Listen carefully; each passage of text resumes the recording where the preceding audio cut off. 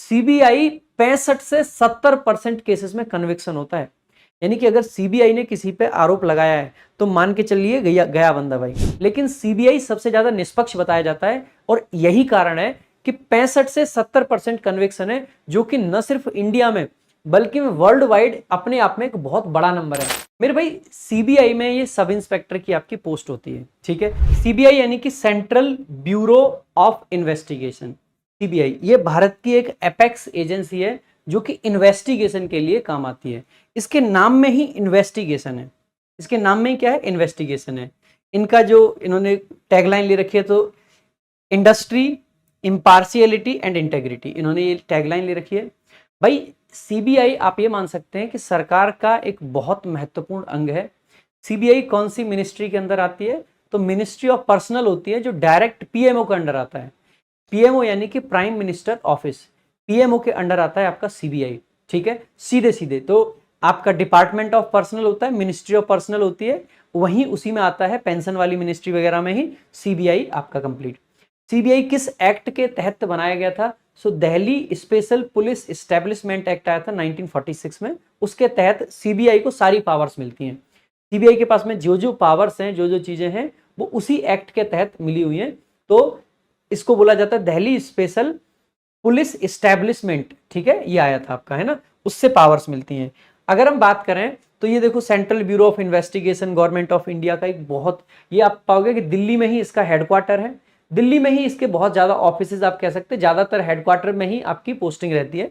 बताऊंगा पोस्टिंग के बारे में भी कहां कहां जाती है। Central bureau of investigation, industry, impartiality and integrity, ये इनका पूरा का पूरा लोगो बना हुआ है, ठीक है, जिसमें बीच में अशोक चिन्ह लगा हुआ है, ठीक है। आगे देखेंगे आज इसके बारे में क्या क्या हम जानने वाले हैं, ये आपको एक बार जल्दी जल्दी बता देता हूं। तो सीबीआई देखो, सबसे पहले सीबीआई में सब इंस्पेक्टर की पोस्ट है। जैसे आप देखते हो कि एक्साइज हो गया, इनकम टैक्स हो गया, इसमें इंस्पेक्टर की पोस्ट होती है, लेकिन सीबीआई की पोस्ट जो है वो सब इंस्पेक्टर की है। हालांकि आपको ये पता होना चाहिए कि सीबीआई सब इंस्पेक्टर की पोस्ट में 4600 ग्रेड पे है। जैसे जब आप बाकी जगह सब इंस्पेक्टर्स देखोगे, चाहे दिल्ली पुलिस देख लो, चाहे आप सीआईएसएफ देख लो, चाहे आप सीआरपीएफ देख लो, आईटीबीपी देख लो, जितनी भी पैरामिलिट्री हैं, उन सब में सब इंस्पेक्टर की पोस्ट जो होती है वो 4200 ग्रेड पे होती है। यानी कि 35,400 वहां पे आपका बेसिक पे होता है, लेकिन यहाँ पे आपकी कितने की है, आप पाओगे 4600 ग्रेड पे होता है सीबीआई का। तो ये एक स्पेशल बात है, सब इंस्पेक्टर होते हुए भी इनका कितना है, 4600 ग्रेड पे है सीबीआई में। और इसकी सैलरी वगैरह क्या होती है ये भी हम जानेंगे। इसके अलावा इनकी वैकेंसीज वगैरह कितनी आती है, कट ऑफ कितनी जाती है, ये जानेंगे। सिलेक्शन का प्रोसेस क्या है ये भी कंप्लीट जानेंगे। यूपीएससी, एसएससी, सीजीएल और सीएचएसएल के थ्रू भी जा सकते हैं, ठीक है, वो जानेंगे। जॉब हाइलाइट्स जानेंगे, पॉजिटिव पॉइंट्स और नेगेटिव पॉइंट्स। इसके ऑफिसेस कहां कहां पे हैं, ट्रांसफर्स कैसे कैसे होते हैं, वर्क प्रोफाइल कैसा, ये सब जानेंगे। क्या क्या पावर्स हैं, इन्वेस्टिगेशन की पावर है, इंटरोगेशन की पावर है, अरेस्ट करने की पावर है, क्या क्या पावर्स हैं, किससे परमिशन लेनी होती है, क्या ये सीजीएल की सबसे पावरफुल जॉब मान लें इसको, क्या एसएससी सीजीएल की सबसे ज्यादा पावरफुल जॉब कह सकते हैं, क्या सबसे ज्यादा पेमेंट इसी में मिलता है, हमें सब बातों पे बात करेंगे। पक्ष क्या क्या मिलते हैं, और लास्ट में आपका फेवरेट सेक्शन एफएक्यूज, ठीक है। देखते हैं एक बार। सबसे पहले central bureau of investigation sub inspector, non gazetted post होती है आपकी, ग्रुप बी की पोस्ट होती है, पे स्केल 4600 ग्रेड पे, ये इंपॉर्टेंट बात है, सब इंस्पेक्टर है फिर भी। 44,900 आपकी क्या बनती है, इसकी बेसिक पे बनती है। अब आप देखोगे ग्रॉस सैलरी जब हम निकालने जाते हैं तो बेसिक पे जोड़ते हैं, इसके अंदर हम क्या बोलते हैं, डियरनेस अलाउंस, डीए, जो कि 50% है अभी, और अब बढ़ भी जाएगा थोड़े दिन में, है ना। इसके अलावा एचआरए आपका हो गया, होम रेंट अलाउंस। इसके अलावा ट्रांसपोर्ट अलाउंस आपका होता है।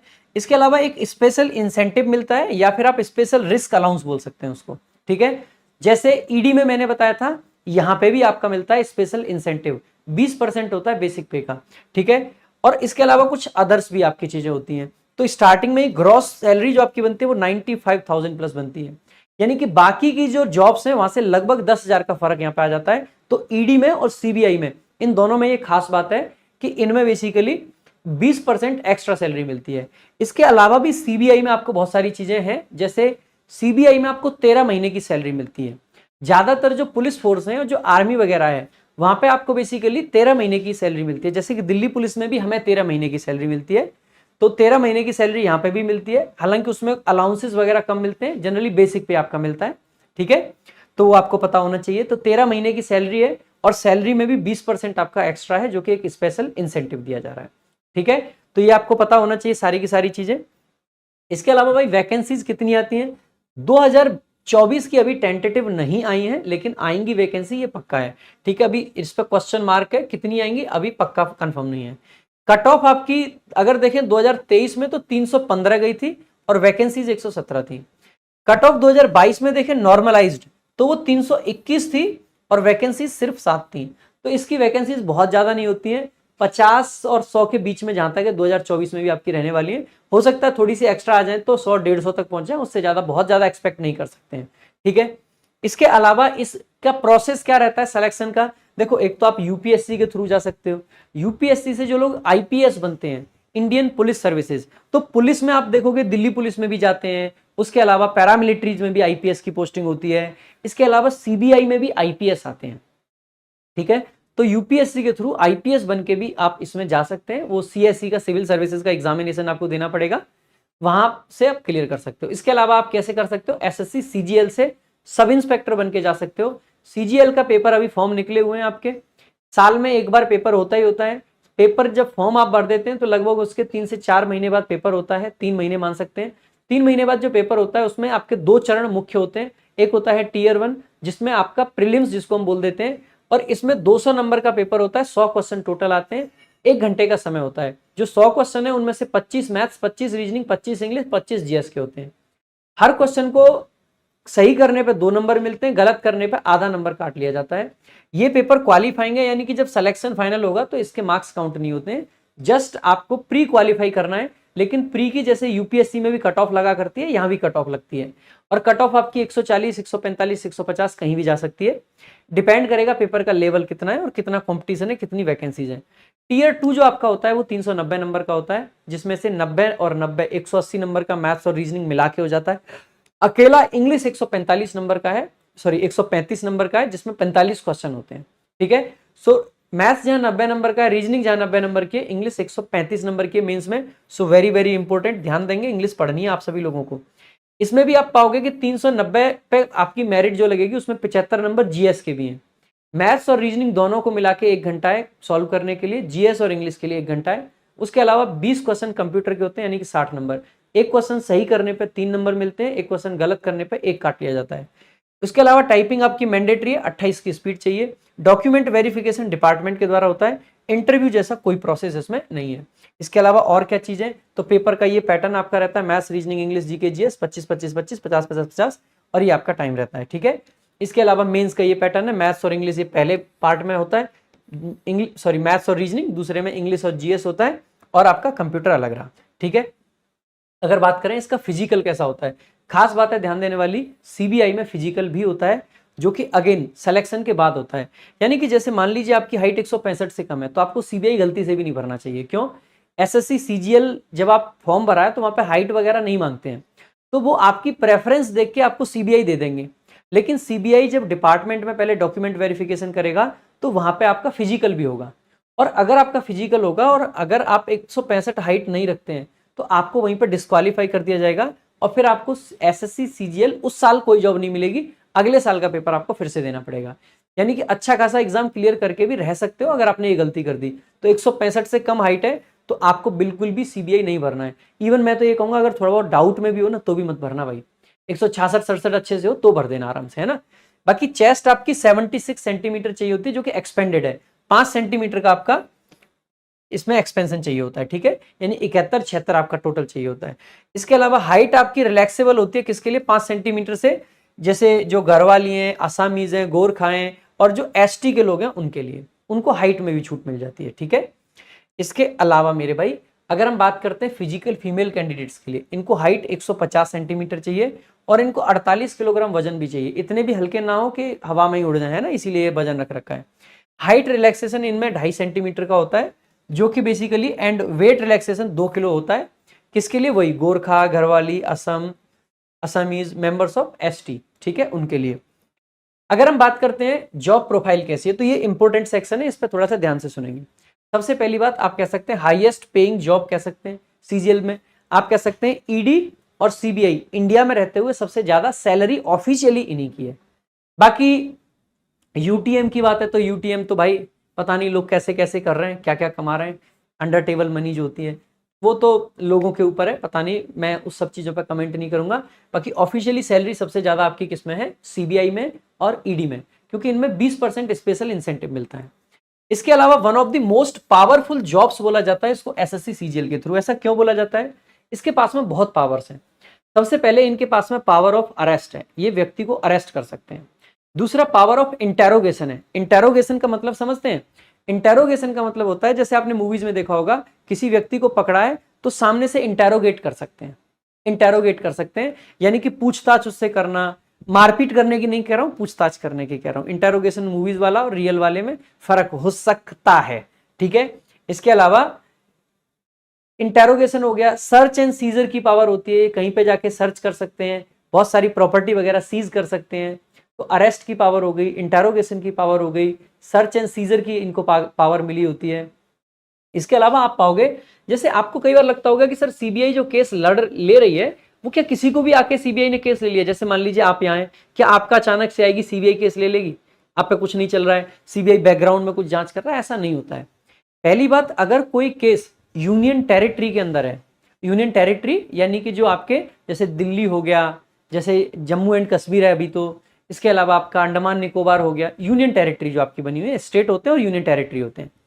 तो जो केंद्र शासित प्रदेश होते हैं उनकी बात हम कर रहे हैं। केंद्र शासित प्रदेश के अंदर सीबीआई सुओ मोटो कॉग्निजेंस ले सकती है। सुओ मोटो कॉग्निजेंस का मतलब होता है बिना किसी कंप्लेंट के, बिना किसी की परमिशन के, अपने आप। जैसे पुलिस जाके सीधे किसी, पुलिस ने देखा कोई क्राइम हो रहा है, पुलिस जाके सीधा उस आदमी को बेसिकली उसके खिलाफ रिपोर्ट दर्ज करा सकती है, कुछ भी कर सकती है। सुओ मोटो कॉग्निजेंस का अगर सीबीआई को लगता है कि यार यहाँ पे कुछ गलत हो रहा है, ये व्यक्ति कुछ बड़ा क्राइम कर रहा है, तभी सीबीआई वहां पे अपने आप में केस रजिस्टर कर सकती है। स्टेट जितनी भी हैं आपकी, जितने भी राज्य हैं, वहां पे सीबीआई सुओ मोटो कॉग्निजेंस नहीं ले सकता है। अब स्टेट में सीबीआई कैसे जाएगा? स्टेट में मान लीजिए कोई क्राइम हुआ है तो सेंट्रल गवर्नमेंट इसको रिकमेंड करेगा सीबीआई को कि जाओ आप वहां पे जांच करो। लेकिन सेंट्रल गवर्नमेंट तभी रिकमेंड कर सकता है जब स्टेट गवर्नमेंट का कॉन्सेंट हो, यानी कि स्टेट गवर्नमेंट से हाँ बुलवा रखी हो तो ही सीबीआई वहां पे जा सकता है, अदरवाइज नहीं जाएगा। तो अगर कोई ऐसा क्राइम है और स्टेट गवर्नमेंट, जैसे आपने अभी रिसेंट में देखा होगा, पिछले 2-3 साल पहले की बात है, वेस्ट बंगाल का बड़ा मतलब क्लासिक सा केस हुआ था, जहां पे सीबीआई के लोग गए थे और वेस्ट बंगाल वालों ने उनको ही धर लिया था कि तुम कैसे आ गए यहाँ पे, तुम्हारा तो यहाँ पे अधिकार क्षेत्र ही नहीं है। तो वेस्ट बंगाल में सीबीआई नहीं जा पाई थी, क्यों? क्योंकि ममता बनर्जी ने अपना कॉन्सेंट वापस ले लिया था कि इस केस के लिए हम सीबीआई को नहीं चाहते। तो अगर स्टेट गवर्नमेंट कहती है नहीं चाहते, तो फिर सेंट्रल गवर्नमेंट की पावर जीरो हो जाती है, वो वहां पे सीबीआई नहीं भेज सकते। तो क्या फिर सीबीआई जा ही नहीं सकता है? जा सकता है। अगर हाई कोर्ट या सुप्रीम कोर्ट अगर सीबीआई को ऑर्डर करे कि आप जाके इस केस की जांच करो, तो फिर चाहे वो किसी भी राज्य में केस हो, किसी भी सरकार के अधीन केस हो, ना सेंट्रल गवर्नमेंट की कुछ चलेगी और ना ही आपकी स्टेट गवर्नमेंट की कुछ चलेगी।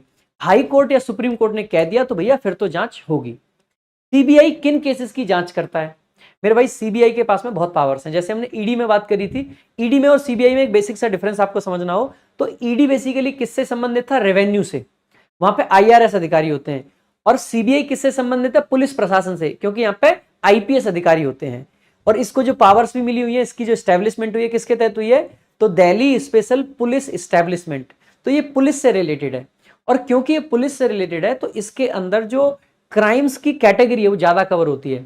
ईडी सिर्फ फाइनेंशियल क्राइम्स देखता था बड़े लेवल के, लेकिन सीबीआई हर लेवल के बड़े क्राइम देखता है, चाहे फाइनेंशियल क्राइम्स हो। जैसे आपके साथ में कोई चीटिंग कर देता है तो आप पुलिस के पास जाते हैं, यानी कि चीटिंग का केस है तो भी सीबीआई उस तरीके के बड़े केसेस को संभाल सकता है, बड़ी चीटिंग अगर हुई है।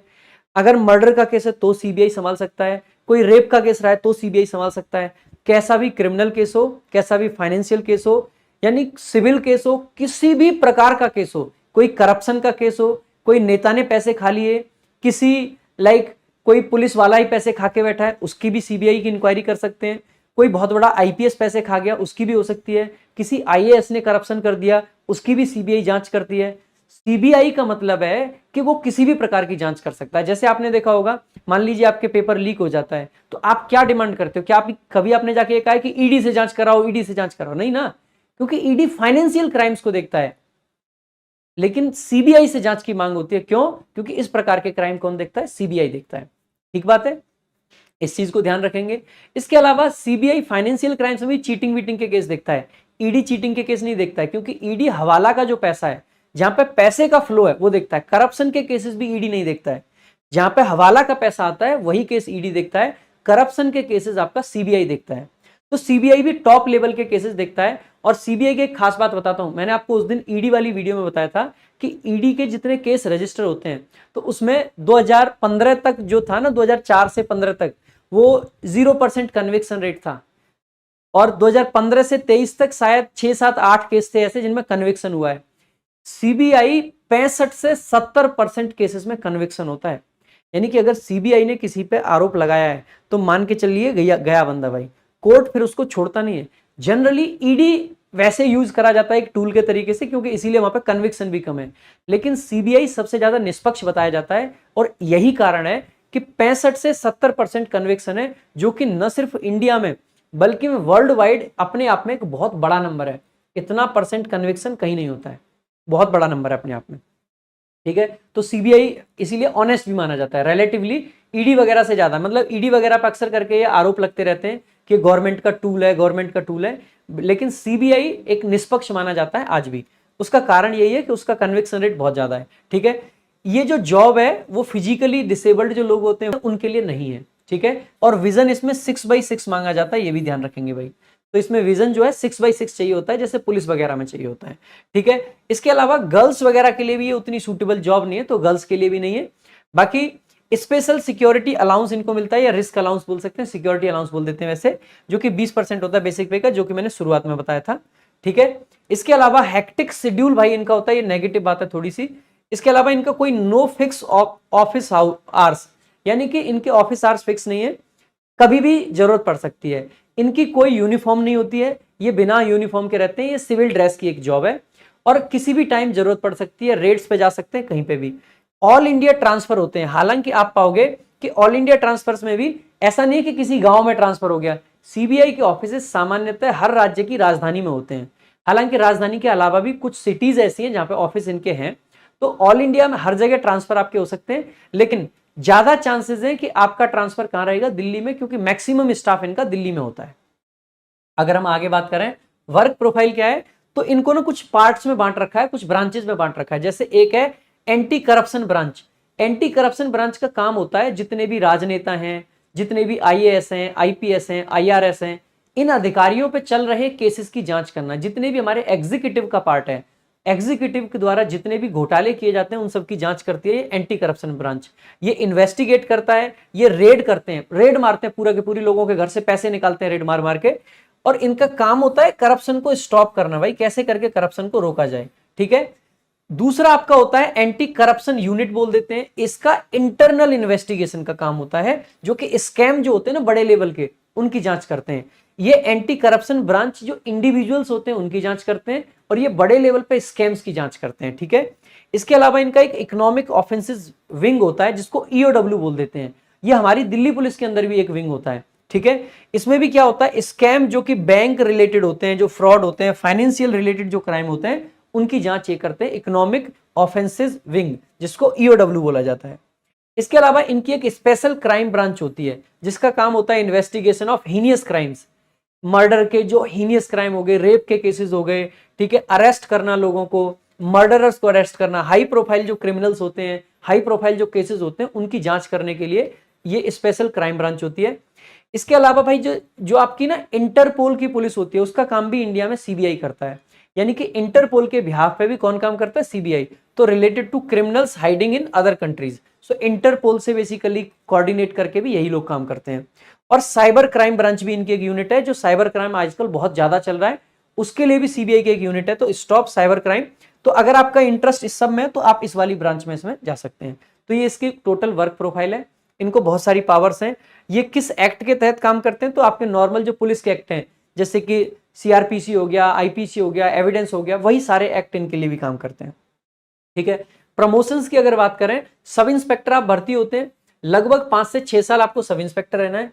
जनरली आप पाओगे बाकी पुलिस में, जैसे दिल्ली पुलिस में भाई साहब 15 साल लग जा रही हैं इंस्पेक्टर बनने में। 12 से 15 साल तो सिर्फ इंस्पेक्टर बनने में लग जाती हैं। उसके बाद में जब आप इंस्पेक्टर रह लेते हो 4-5 साल, तब आपका एसएचओ लगने का नंबर आता है। लेकिन सीबीआई की ठीक बात यह है कि सब इंस्पेक्टर से इंस्पेक्टर सिर्फ 5 से 6 साल में बन जाओगे। हालांकि इंस्पेक्टर बनने में वैसे कहते 10 से 12 साल है, लेकिन 15 तक लग जाती है यहाँ पे भी। ठीक है। उसके बाद में इंस्पेक्टर के बाद में आप डीएसपी लगते हैं, जिसको डिप्टी सुपरिटेंडेंट ऑफ पुलिस कहते हैं, डीएसपी। ये आप 12 से 15 साल में बन जाते हो। इसके बाद में आप 7-8 साल काम करके आगे एडिशनल डीएसपी बन जाते, मतलब एडिशनल एसपी बन जाते हो, एएसपी जिसको बोल देते हैं। उसके बाद में आप एसपी भी बन सकते हो। सामान्यतः आप यहीं तक पहुंच पाते हो, या तो यहां तक या यहां तक, मैक्सिमम लोग यहां तक पहुंच पाते हैं, लेकिन कुछ लोग जो ज्यादा अच्छी किस्मत लेके आए होते हैं वो यहां तक भी पहुंच जाते हैं। उसके अलावा डिप्टी इंस्पेक्टर जनरल आपका होता है डीआईजी, और इसके अलावा आपका जो डायरेक्टर होता है इंस्पेक्टर जनरल, जो टॉप पोस्ट पे होते हैं, ठीक है। तो ये आपका पूरे के पूरे प्रमोशन से रैंक्स हैं इसके अंदर। इसके अलावा आप मेरे भाई पर्क्स क्या है, तो वो सारी चीजें हैं। कुछ आपको लिमिटेड मोबाइल फोन्स का बिल भी मिलता है, पेट्रोल अलाउंस भी मिलता है जो कि इनकम टैक्स में था अगर आपको याद हो तो, ठीक है। मेडिकल की फैसिलिटीज आपको मिल जाती हैं, ट्रांसपोर्ट कंपनसेशन आपको मिल जाता है। तो ये आपके कुछ पर्क्स हैं। बाकी जो सरकारी नौकरियों में होते हैं वो सारे के सारे हैं। इसके अलावा इसकी ट्रेनिंग का प्रोसीजर क्या है, लगभग 8 से 9 महीने की ट्रेनिंग होती है। 1 वीक की आर्म्स ट्रेनिंग होती है, उसके अलावा नॉर्मल होती है। आर्म्स ट्रेनिंग में क्या सिखाया जाता है, हथियारों का खोलना, जोड़ना, ये सब सिखाया जाता है। जैसे पुलिस की ट्रेनिंग होती है ना, जैसे हमारी भी हुई थी, मतलब 30 सेकंड के अंदर ना आप पिस्टल को, गलॉक को, किसी भी को खोल के रख दोगे और लगा भी दोगे। 30 सेकंड के अंदर उसके कई पुर्जे कर सकते हैं, इतना फास्ट हाथ हो जाता है। मेरा भी हो जाता था, बहुत जल्दी फटाफट हो जाता है। तो वही 1 वीक की आर्म्स ट्रेनिंग होती है, जहां पे अगर हथियार में कोई कमी भी आ जाए छोटी मोटी, तो आदमी खुद से सही कर पाए, ठीक है। क्योंकि इसमें आपका वेपन मिलता ही है, तो इसमें आर्म्स ट्रेनिंग होगी, ऑब्वियस सी बात है। 8 से 9 महीने आपकी किस चीज की ट्रेनिंग चलती है मेरे भाई, टोटल आपके जो लॉज हैं, जितने भी क्राइम के लॉ हैं, वो सब पढ़ाए जाते हैं। इन्वेस्टिगेशन कैसे करना है वो सब सिखाया जाता है।